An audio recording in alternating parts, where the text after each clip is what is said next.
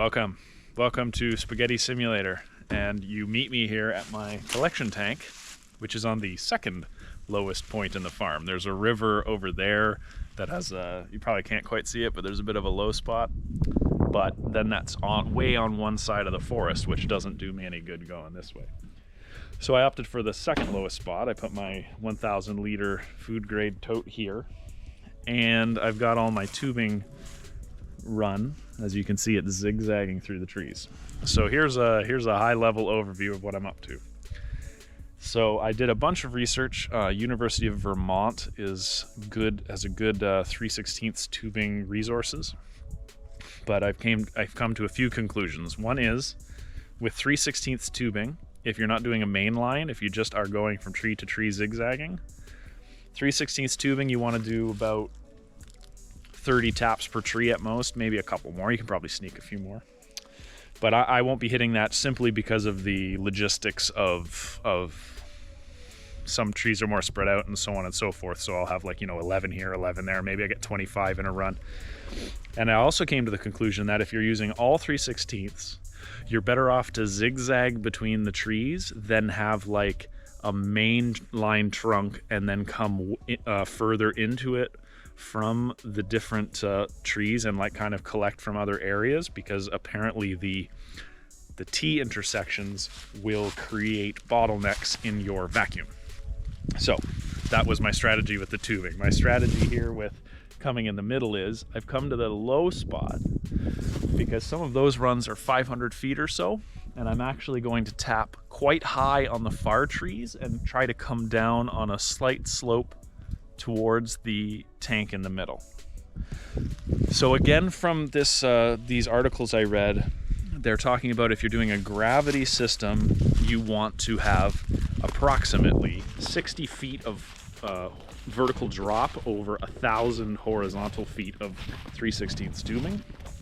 So some of those runs are 400 feet or 500 feet, and we can probably get about between 5 and 10 feet of drop. So of course I'm not hitting that threshold. So I'm going to have a slight gravity system coming to the tank, but I'm also going to have a diaphragm pump that will sit on there with a temperature regulator to help pull vacuum through the tubes. So that way the pump is not wasting vacuum trying to pull uphill. It will the sap will want to come to the pump, and then the pump will help.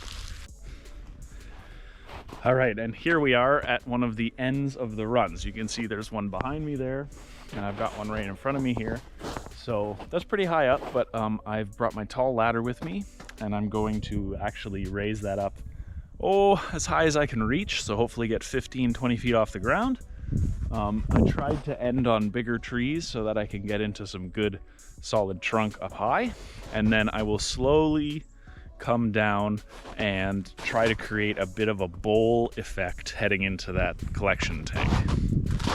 So I already have some T's connected. So this is here's my drop line that I made a bit of a boo-boo. I underestimated how far the 3/16 tubing would stretch, so some of these may not be long enough and I'll have to rerun them. So we'll cross that bridge when we come to it, and let's get some trees tapped and see how it works for me here. All right. So here's a little trick that I came up with. So of course it's quite cold out here, right? It's probably -2 right now. So I have my little, there's not coffee in it, but this is one of my coffee cups. And in order to soften up that tube so I can stretch it around the barbs, I actually put boiling water in there, stick it in there for a few seconds, it comes out, and now it's nice and pliable, and I can actually get it on the barb. Because trying to put cold tubing on barbs, difficulty level 5,000.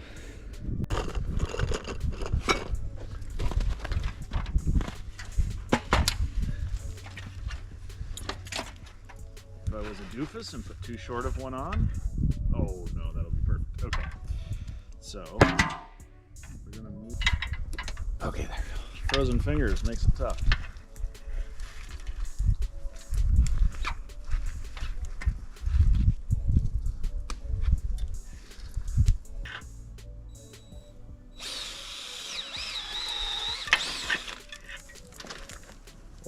that is a lot of sap already. Oh no, Ben, you idiot. You don't have your hammer ready.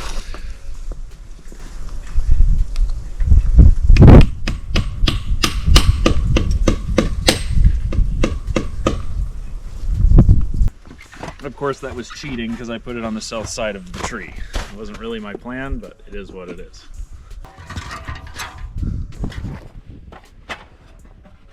So here, I'll take you up to take a look here.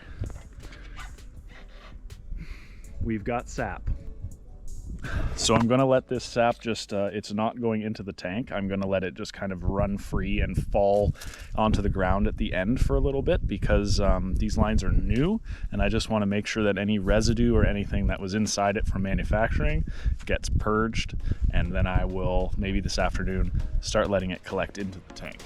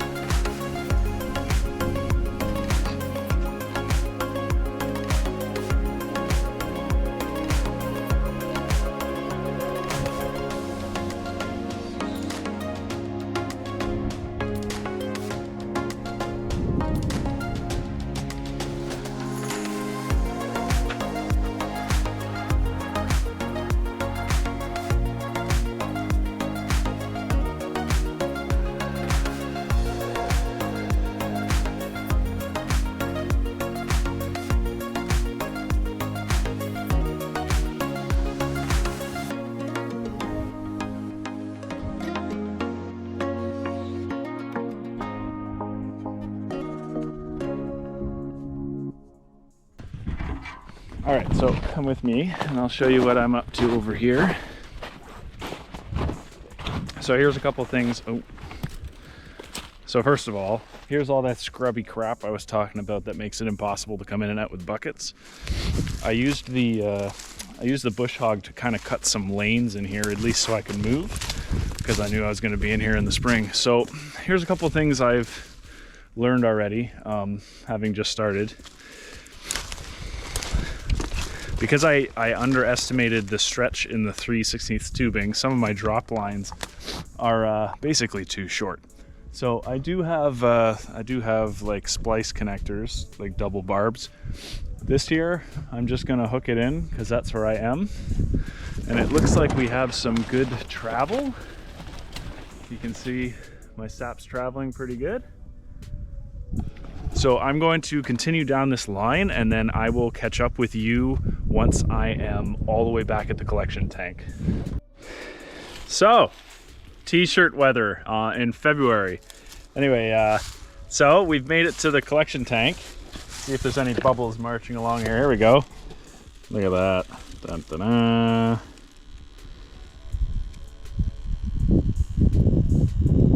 So it's making a funny noise.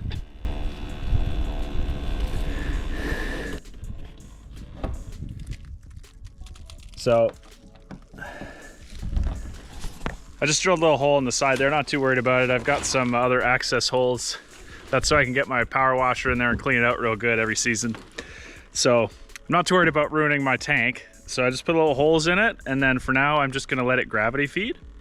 It beat me here by the time I had the last, when I had the last tap in, which is way back there, at least probably 50 feet. The sap beat me here. So it flushed the line for a minute or two, and now I stuck it in the collection tank and we're collecting sap. So probably not gonna get the pump. It would help because we've got some bottlenecks back there, but not gonna get the pump just yet. I'm gonna focus while it's nice on getting the taps in today. And then, yeah, the next step would be maybe tonight, prep the pump, and get it out here tomorrow with the solar panels so we're ready to actually forcibly collect. All right, see you next time.